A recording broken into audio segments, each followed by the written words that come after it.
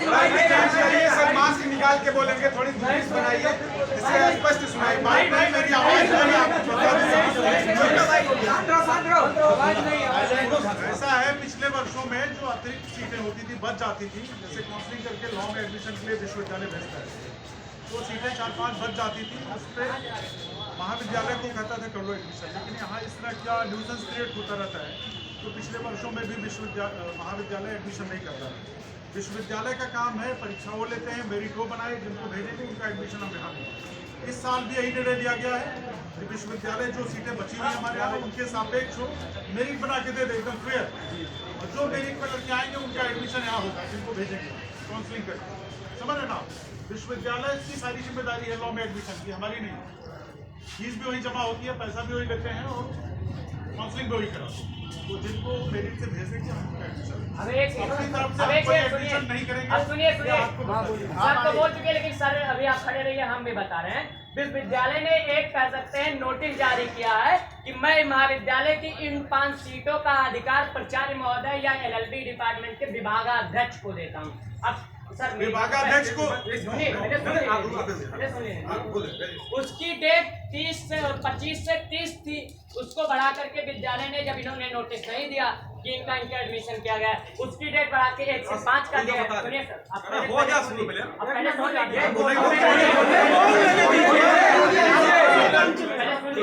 उसके बाद इन्होंने कहा कि मैं एक 3 सदस्यीय कमेटी गठित करूंगा और उस 3 सदस्यीय कमेटी हमारी निर्धारित करेगी कि किसका एडमिशन होना है।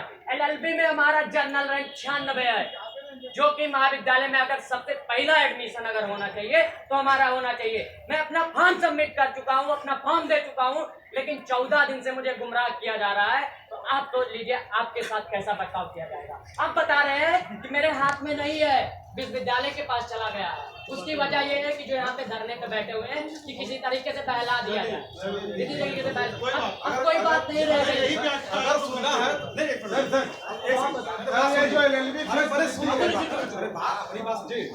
जो विश्वविद्यालय का पत्र निकला है, साकेत महाविद्यालय में गत कई वर्षों से 10 सीट, 15 सीट, 20 सीट उठा के रिकॉर्ड यूनिवर्सिटी से परीक्षा फॉर्म से वेरीफाइड करा ली है, हमेशा खाली रहती है। महाविद्यालय कभी भी प्रवेश नहीं लेता है, नंबर 1।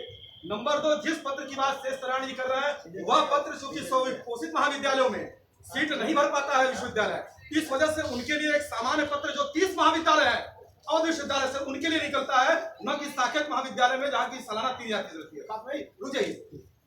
साकेत महाविद्यालय अपने स्तर से विगत जब से इंट्रेंस हो रहा है कभी सीट नहीं भरा है, न कि इस वर्ष भी भरेगा। यह प्राचार्य जी प्लस उनकी समिति ने निर्णय लिया कि हम इस साल परंपरा को नहीं तोड़ेंगे, किसी तरह का कोई रिस्क। एक बात खत्म, चलिए।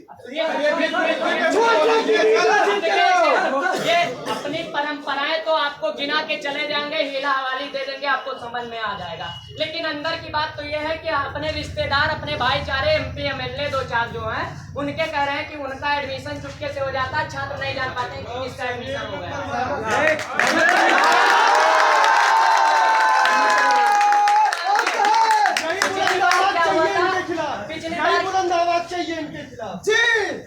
तभी चुनाव होगा, तभी छात्र एकता जिंदाबाद, छात्र एकता जिंदाबाद।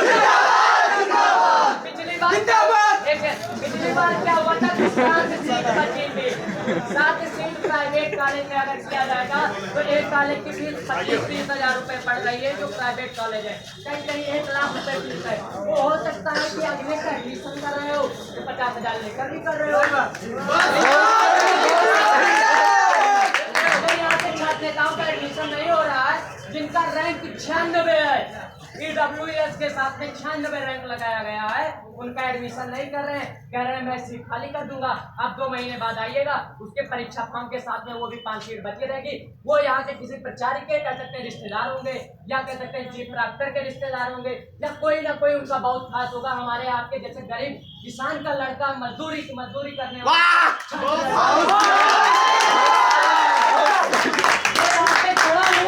मैं अपने लिए नहीं खड़ा हूँ, मुझे चुनाव नहीं लड़ना है। मैं चुनाव यहाँ का पूर्व रनर पदाधिकारी रह चुका हूँ।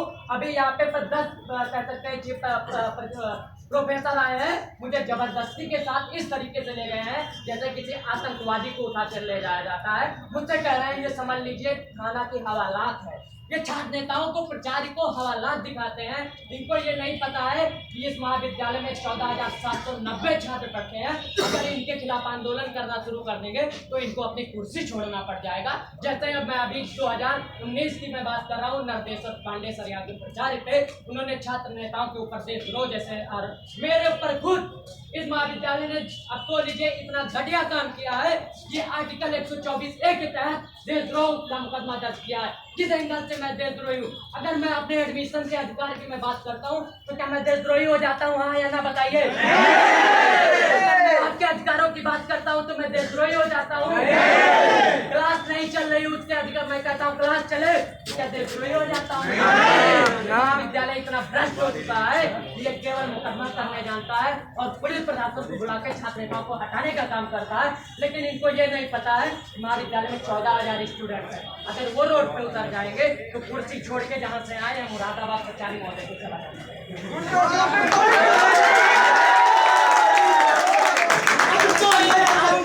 हो गया। ये हमारे अधिकार के लिए हमारा खुद अधिकार नहीं है, ये आपका अधिकार है। हम लोग यही तब तक बैठे रहेंगे जब तक छात्र संस्कृति की एक निश्चित तारीख नहीं आ जाती है और NLB की जब तक परिपूर्ण रूप से एक महाविद्यालय के अंदर एक नोटिस नहीं लगा देंगे, उसको विश्वविद्यालय को फाइल करके नहीं दे देंगे। विश्वविद्यालय कह रहा है कि उस 5 सीटों पर आप लो ऑब्जेक्शन लिख दीजिए कि हमारे पास कोई विकल्प नहीं है, विश्वविद्यालय स्वयं करने के लिए तैयार है। लेकिन वो नो ऑब्जेक्शन इसलिए नहीं लिखते हैं क्योंकि परीक्षा फॉर्म आते ही वो रिश्तेदार का परीक्षा फॉर्म भर के एडमिशन करते हैं।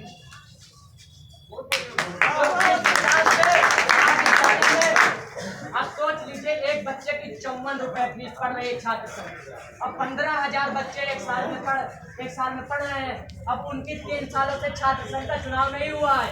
अब तो लीजिए 54 रुपए पर बच्चे के हिसाब से महाविद्यालय ने छात्र संघ का पैसा कितना गमन किया है। ये प्रचारी महोदय और ये प्राक्टर महोदय खुद आपस में लेन देन कर लेते हैं और वहाँ पे कुछ लोग बैठे हुए हैं जो प्रचार से नहीं बात कर लेते हैं। आप जाएंगे कहेंगे मुझसे बात करो। अरे जब आप प्रचारे नहीं है, आप उस कुर्सी के लायक नहीं है तो आप मुझसे क्यों बात करने का काम है? मैं वहाँ के सबसे बड़े पद पे बात करने गया हूँ, मैं प्रचार से बात करने गया हूँ। आप एक प्रोफेसर हैं, आप उनकी कमेटी के टीम के सदस्य नहीं है तो आप मुझसे क्यों बात करेंगे? आपका कोई अधिकार नहीं है। ये गुंडागर्दी अपने पास रखिए। हिटलर का शासन नहीं है, ये लोकतंत्र है। लोकतंत्र में 2012 में छात्र संघ के अनुसार में कहते हैं कि इसको बहाल किया गया था। इसमें छात्र नेता होंगे, छात्र